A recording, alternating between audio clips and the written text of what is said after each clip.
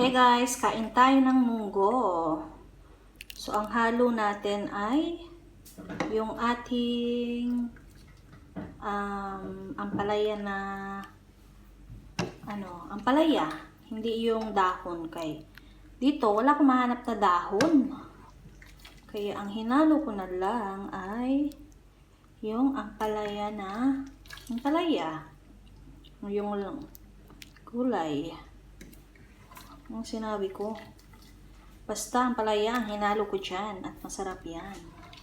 Lalo na, bagong luto. Ba't pa nadidilim yung aking camera? Hindi nyo ba nakikita guys? Kayo na ang mag-adjust ha. Basta masarap ang aking ulam. Napadami yung aking niluto ngayon guys. Kay inubos ko yung aking, yung ang baboy ko para makabili na tayo ulit ng fresh.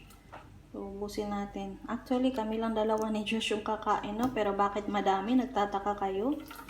Dahil, dalawa lang po kami, guys. Pero katumbas ng tiyan ko, guys, ay parang dalawang tao.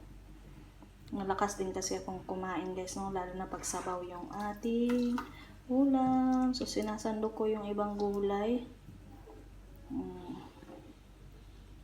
Ayan guys, so ito yung the best. Yung may taba-taba.